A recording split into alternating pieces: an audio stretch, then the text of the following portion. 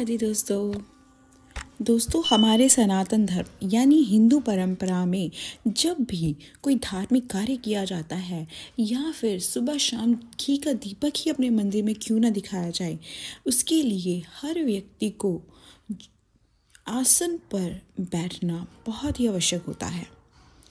आपने बहुत जगह में देखा होगा या फिर आप में से कई लोग ऐसी इस नियम का पालन भी करते होंगे, लेकिन जिनको इसके बारे में कोई ज्ञान नहीं है, आज की इस वीडियो में हम इसी के बारे में चर्चा करेंगे।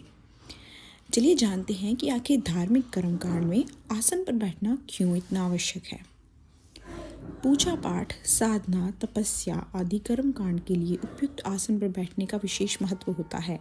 हमारे महर्षियों के अनुसार जिस स्थान पर प्रभु को बिठाया जाता है उसे धर्मासन कहते हैं, और जिस स्थान पर स्वयं यानी साधक बैठता है उसे आसन कहते हैं। योगियों की भाषा में है शरीर भी आसन है, और प्रभु के भजन में इसे समर्पित करना सबसे बड़ी पूजा है। कहते हैं ना, जैसा देश वैसा भेष। वही बात भक्त पर भी लागू होती है। कभी जमीन पर भूल कर भी पूजा नहीं करनी चाहिए। ऐसा करने पर पूजा का पुण्य भूमि को चला जाता है।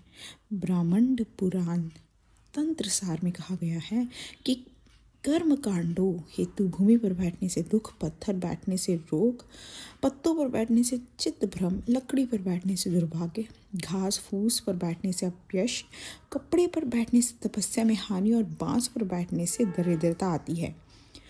उल्लेखनीय है कि बिना आसन बिछाए धार्मिक कर्मकांड करने के लिए बैठने से उसमें सिद्धि अर्थात पूर्ण सफलता ही नहीं मिलती।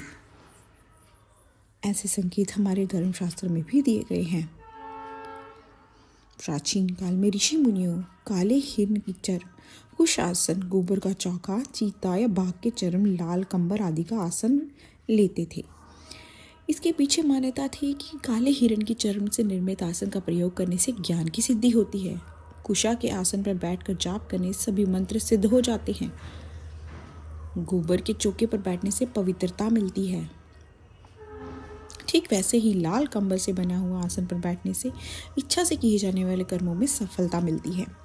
आपने देखा होगा कि साधु महात्मा, ऋषि मुनि जो नियमित रूप से पूजा पाठ व धार्मिक अनुष्ठान करते हैं, एक विशेष प्रकार की आध्यात्मिक शक्ति का संचय होने के कारण उनका व्यक्तित्व प्रभावशाली बन जाता है।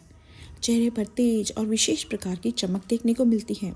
ये लोग कर्मकांड करते समय विद्युत के कुचालक आसन बिछाकर बैठते हैं, क्योंकि इससे उनकी संचित को की हुई शक्ति व्यर्थ नहीं जाती। यही आसन बिछाने का वैज्ञानिक कारण भी है। नंगे पैर पूजा करना भी उचित नहीं माना गया है, और अगर हो सके तो पूजा का आसन व वस्त्र अलग रखने चाहिए और शुद्ध रहने चाहिए।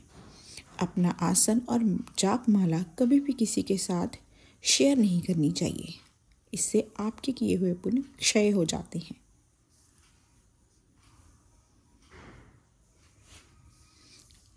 चलिए आगे जानते हैं किस आसन पर बैठने से क्या पुण्य और क्या फल मिल सकता है।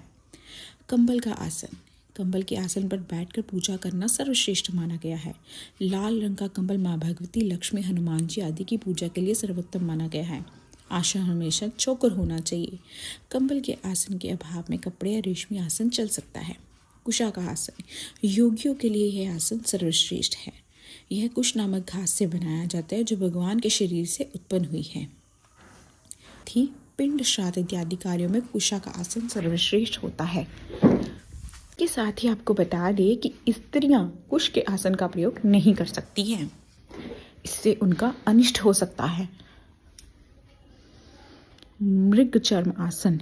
ये आसन ब्रह्मचार्य, ज्ञान, वैराग्य, सिद्धि, शांति और मोक्ष प्रदान करने वाला है। इस पर बैठकर पूजा करने सारी इंद्रियां संयमित हो जाती हैं। के साथ ही ये शारीरिक ऊर्जा भी प्रदान करता है। चर्म आसन।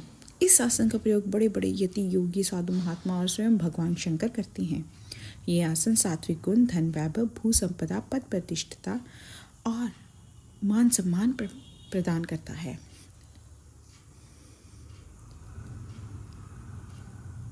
आसन पर बैठने से पूर्व आसन का पूजन भी करना अति आवश्यक होता है, यानी एक एक चम्मच जल एवं एक फूल आसन के नीचे अवश्य रखना चाहिए। आसन देवता से ये प्रार्थना करनी चाहिए कि मैं जब तक आपके ऊपर बैठकर पूजा करूं